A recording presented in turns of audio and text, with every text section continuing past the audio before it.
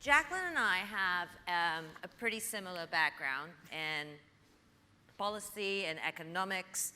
And it's interesting that she took on a role that took her into technology and also for this push towards a smart nation. That's pretty much where our similarities end, because she went into government, I went into journalism. She is a Star Wars fan, I'm a Trekkie. You know where this conversation goes. So I'm going to kick it off by asking a simple question that I know everyone probably wants to understand. And I'm going to bring up a slide that you sent across for us. It's an economy in a position where the world is challenging. There are lots of uncertainties. Economic growth across the board for Singapore is still strong, but there are risks to the downside. When you look at the way you're looking at design and technology and implementation going down the road, how are you looking at all of these scenarios that are playing out? Thank you very much, Maitri, and I would really thank the organizers for sort of adding a little bit of a different kind of element to this conference beyond what you see as design for products or even design for services, and that is design for policy, design for strategy, and design for technology in a public policy context. I think, and that's the reason why I put up these slides, and I think that for a lot of countries and governments, it takes a long time to make a shift. It takes a long time to think about how to design for the future. The first the picture that we have on the left, Houston, we have a problem, is something that was tweeted recently by astronauts Neil Armstrong and Buzz Aldrin. And this was what basically happened to them after they came back from the moon. It's a customs declaration form. So basically they came back to Earth, went to Hawaii, and they said, well, you've come back to America. Is there anything you'd like to declare? And it kind of indicates in many ways, how a lot of governments do tend to not be in time for the future. And one of the roles of the Singapore government is also to look at what are the black swans, what are the unexpected, see around the corner events that might help to enable us to deal with challenges and take advantage of opportunities. Things like SARS in 2003 would be an example of that. And also to actually telescope into the future. To take a look at what's happening, not just now, but 10 years down the road, 20 years down the road. And across the whole of the Singapore government, foresight has become an important part of how we actually design those strategies. So I'm going to try and pull up the second slide, and I think that brings up the issue of looking at how you see the future. When you design these and you're looking at the building scenarios, which are quite unpredictable, let's put it frankly, how many years out do you plan, and how do you look at these elements to make sure that the city continues to function no matter what uncertainties chucked at it? It's not an easy job, and I think it takes an entire public service to be able to achieve that in unison and in alignment. What I can say is that in the process of trying to design a city or an economy or kind of the future of how we think that our little island can progress, it's helpful to think of it in terms of foresight, hindsight, and insight. The foresight work that is done both by my office as well as by foresight units throughout the whole of government look at things like national scenarios. They look at emerging strategic issues like, for example, AI ethics or human augmentation or big geopolitical shifts. But they also look back into the past, what worked, what didn't work, how that can inform better how we design in future from things that might not have succeeded in the past. And then finally, kind of getting that insight together and pushing that into any form of national strategy. I think that's an interesting point, right? So when you look at designing and the foresight, what hasn't worked in the past that you think you've actually been able to address or are still wanting to address? I think that what we need to do is to constantly look at not just, a lot of our policies are quite successful. That's how we got to, I suppose, a certain position where we are today. But in the seeds of that, are also possible things that we need to look at that are not so suitable for the future. I'll give you the example of an announcement that was made yesterday by our education minister. We had a policy that was actually pretty successful in achieving what it wanted to achieve for 40 years. And the policy was known as streaming. That is, to put students into different streams according to their ability to learn and like how fast they learned. Yep. 40 years later, we found that that certainly achieved what it was supposed to do, which was to reduce attrition rates. Yep. By having people learn at the right speed for them. Unfortunately, it was causing issues with social mixing and with morale and motivation for students who were put in some of the streams. So a decision was taken to actually move to something called subject-based banding, which was a far more personalized education approach, where people could sort of take classes at different levels. And that's an interesting approach to designing a policy that works for today and for tomorrow. And you mentioned looking past as well, and that brings up a critical point that the silver economy in this country is going to triple in size. Yeah. You're looking at a pioneer generation that has to be taken care of. It's a crisis that we have to deal with in Europe as well, to quite an extent. How do you design around it, and how much of a role does technology end up playing within that space? I'm going to bring that really interesting. I think one of the examples we wanted to actually give of policy design was actually one of the ways in which we were addressing what was essentially a very fast-aging population in Singapore, and also needing to acknowledge the contributions of a group of Singaporeans who had been there when we had just achieved independence. They were around 16 years and above at the time of achieving independence at 1965. And these were the people who were our first national servicemen, our first soldiers, the bedrock of our manufacturing industry when it first started. They were the first at everything. And because they were the first, they also didn't have the opportunity to get the kind of education that their children later had. They didn't have the opportunity to get the kind of incomes that their children later had. And as a result, in terms of their retirement and social security and also their healthcare needs, they were one step behind. They were far less in a position to take care of themselves. So the question was, how do you design something particularly to meet the needs of these users? And then you have to ask yourself, who really are the users? In this case, the users were the pioneer generation themselves and their own particular situation. Also, their children, who had to basically thought that they had to pay for the healthcare needs of their parents. And this was causing them a lot of stress. And generally the needs of society to know that, we are actually acknowledging contributions. But how do you design for that age group when it comes to implementing a smart solution for them? That's not easy. I know you have great examples in Estonia and in other countries in that region. What did you do so different that hadn't been done elsewhere? And do you think it's a complete success, or do you think that it's an iteration, it's evolving? So I think for the Pioneer Generation package, it was mainly a financial package to give them healthcare assurance. The innovation there was also how we reached out to the seniors.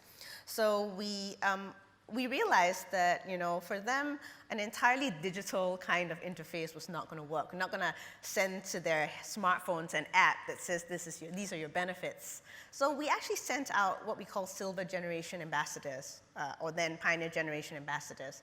We actually used the young old to reach out to the older old. And so, these would be people in their 50s.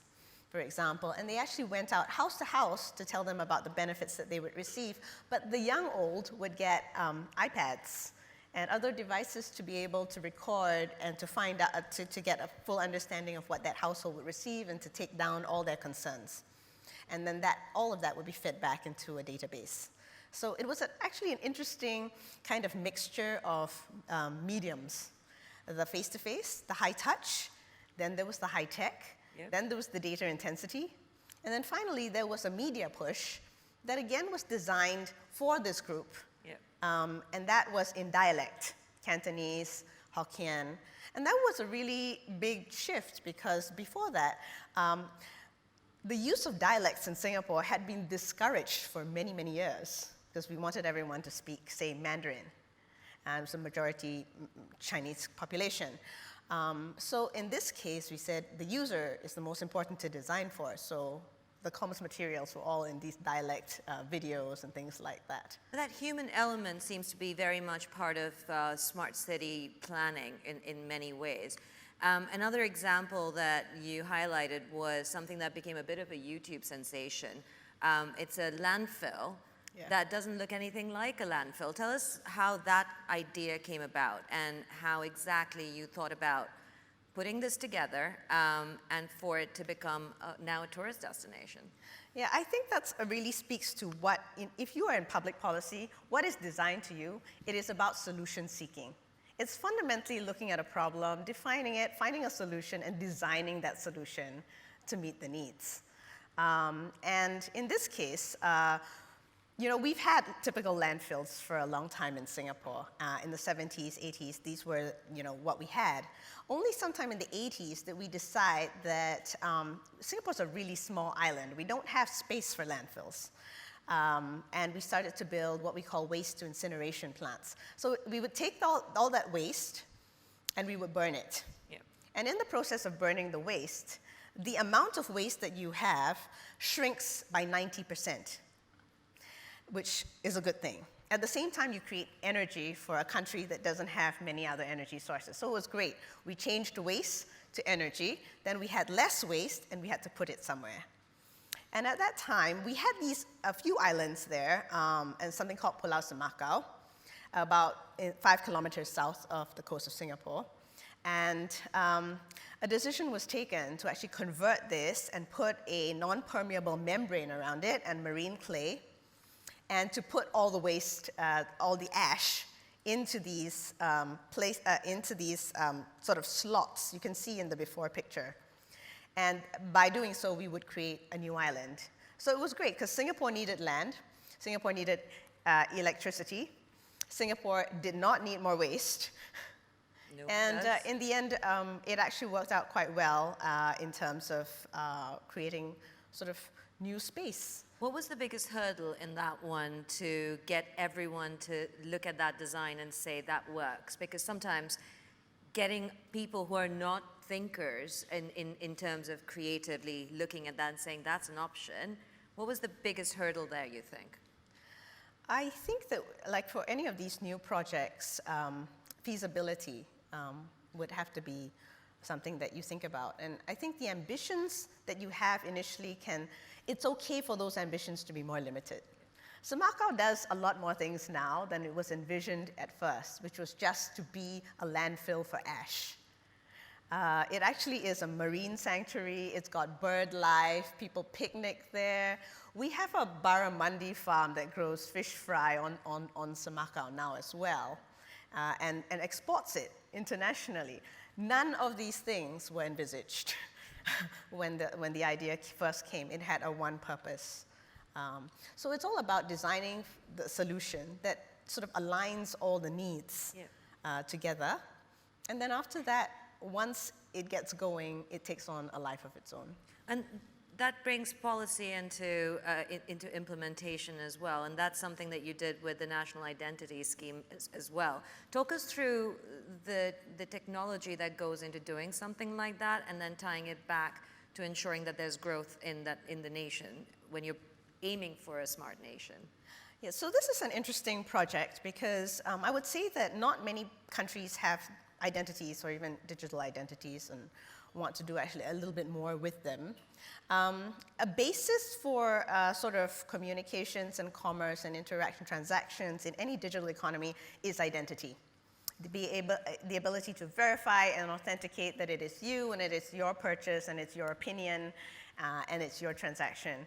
And so the National Digital Identity Project is kind of interesting because it creates a unique digital identity for every Singaporean. So that's a design element in itself.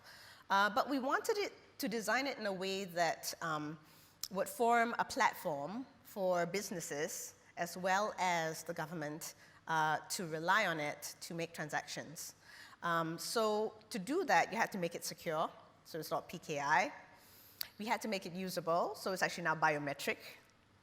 And it had to be a secure platform that, using APIs, private enterprises could then onboard. So at the moment, my understanding is that it's got about 170 government services using this. And in doing so, it means no more form filling, that citizens do not have to fill forms anymore. That's cut down 80% of transaction time. But it also has 120 private sector services that ride on this, including almost all the banks, property houses, insurance. And it's used by a lot of other organizations for verification and knowing their customer. Do you sometimes feel that maybe you're at a disadvantage where some of this is so controlled by the government that private sector might feel slightly pushed out, and then convincing citizens to share their data is always an issue, especially if it's in the hands of government?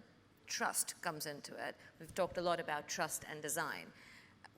Where do you think that bridge can be made and that challenge can be addressed? Because you're facing that now.